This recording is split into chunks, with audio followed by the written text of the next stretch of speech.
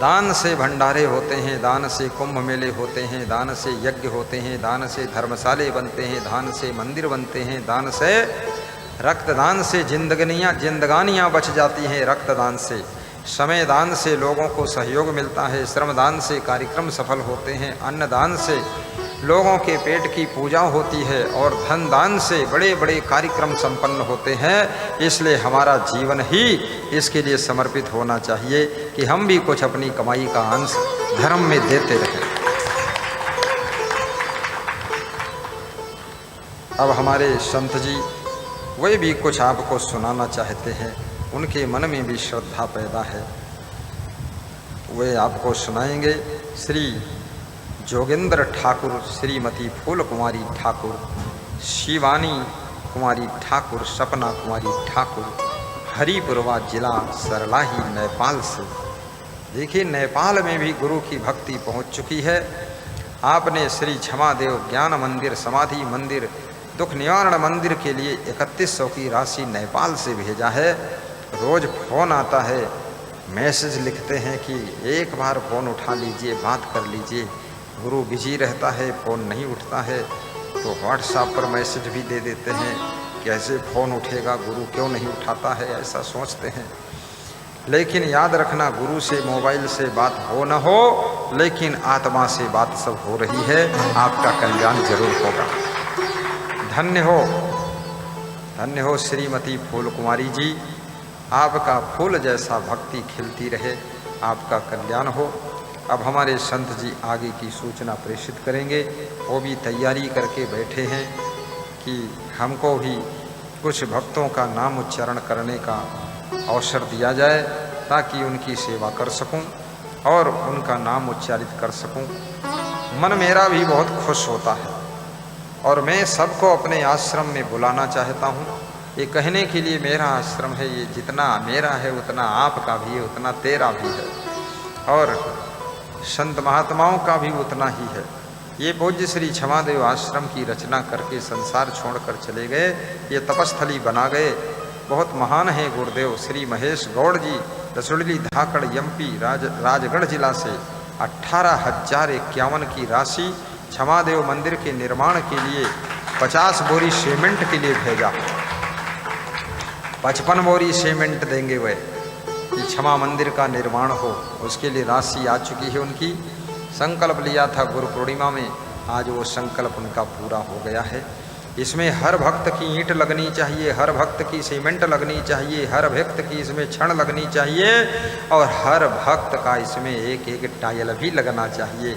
ये शिव सागर Chauhan district Ballia UP, जिन्होंने आज का सत्संग सुनकर के खुशी मनाई है, तो 1100 दक्षिणा मेरे लिए भेजा है कि आपके लिए भी कुछ दे देता हूँ, बलिया उत्तर प्रदेश से।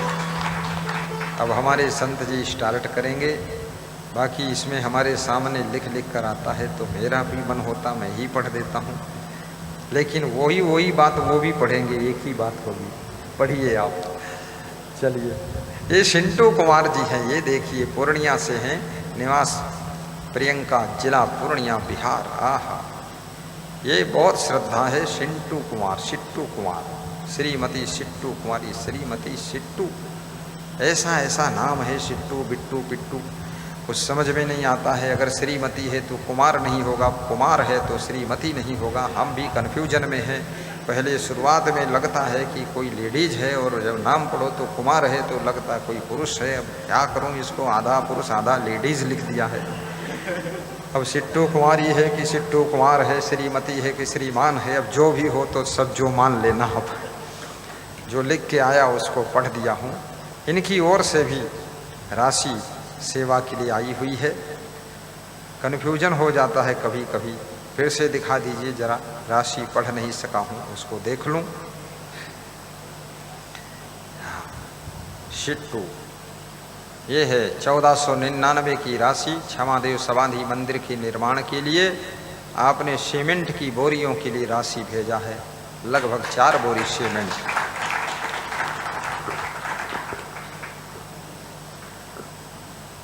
धन्यवाद, बहुत अच्छा, बहुत अच्छा। चलो पढ़ो। जिस सत्संग कथा में सत्संगियों का नाम न लिया जाए, दानियों का नाम न लिया जाए, ज्ञानियों का नाम न लिया जाए, वो कथा शास्त्र कहते हैं अधूरी रह जाती है, भक्त का नाम आना ही चाहिए। और जिस कथा में प्रसाद वितरण हो जाए तो कथा की रौनक बढ़ जाती है। और जिस सत्संग कथा में बहुत सुंदर भंडारा भी हो जाए तो फिर क्या पूछना है। तो यहाँ भंडारा भी है और प्रसाद भी आया है। लड्डू आज हमारे डॉक्टर महेश के पास में गांव है द्वारिकापुर, 5 डिब्बा लड्डू दे गए हैं। मैंने कहा तुम वीर को बोले नहीं, सब भक्तों को लड्डू खिला देना, ये रखा है। और मैं लड्डू नहीं खाऊंगा, मैं फिर कभी आऊँगा, फिर लड्डू लाऊंगा। तो वे लड्डू आपके लिए दे करके चले गए हैं। लड्डू यहाँ आ चुका है, लड्डू खाने के लिए तैयार हो जाइए। प्रसाद अभी मिलेगा लेकिन थोड़ी देर इंतज़ार करना पड़ेगा। साहिब बंद दान कार्यालय आजू बाजू में लगा हुआ है। दान डिब्बा भी यहाँ पर बिक रहे हैं, सस्ते से सस्ते डिब्बे हैं। बाबा और सस्ता दे देना ताकि भगत को बहुत खुशी हो जाए। और वहाँ से दान डिब्बा लीजिए। कार्यालय में समाधि मंदिर के लिए जिसकी श्रद्धा हो अपना अंशदान कीजिए। और ये धाम आपका है, हर वर्ष इस धाम में जरूर आइए। और फिर हम अयोध्या धाम पहुँचेंगे तो वहाँ भी आपको बुला लेंगे। वहाँ राम मंदिर का भी दर्शन कर लेना, सरयू में स्नान कर लेना, फिर बाथरूम में भी नहा लेना और उसके बाद गुरु के ज्ञान गंगा में स्नान कर लेना, फिर सब आपस के प्रेम गंगा में स्नान कर लेना और आशीर्वाद ले लेना। अयोध्या धाम बनाने के लिए भी ये आपका जो नित्य दान चल रहा है, इसी से अयोध्या में धाम बनेगा। हमारे 3-4 महात्मा जमीन देखने गए हैं, वहीं अयोध्या में विराजित हैं। जमीन देखा है गोरखपुर लखनऊ 4 लेन के ऊपर 3.5 एकड़ 63 करोड़ की ज़मीन है। तो उसका रेट सुन करके शरीर में बिल्कुल ठंडापन आ गया है लेकिन फिर भी साहस हो रहा है कि इतने भक्तगण हैं, सबके योगदान से 63 करोड़ कोई ज़्यादा नहीं है। अगर सब ठान और सभी दान डिब्बा ले करके उसमें दिल खोल करके दान करेंगे और नित्य दान मासिक दान करेंगे तो जरूर वहाँ पर आश्रम धाम बनकर खड़ा होगा।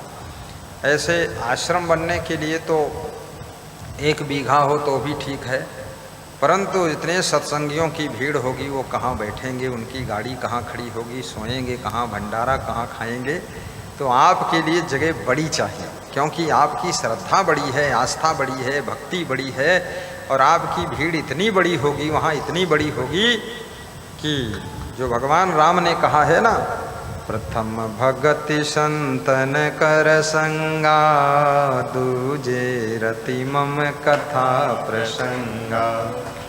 तो वहाँ प्रथम भक्ति संतों का संग, गुरु का संग करने के लिए 10,000, 20,000, 50,000 भक्त जुटेगा और इतना भीड़ एक साथ आएगी। प्रतापगढ़ के महान भक्त श्री प्रवेश मिश्रा जी कह रहे थे, आए थे कि हम अयोध्या में गए, भीड़ ज़्यादा थी तो बाहर ही सो गए।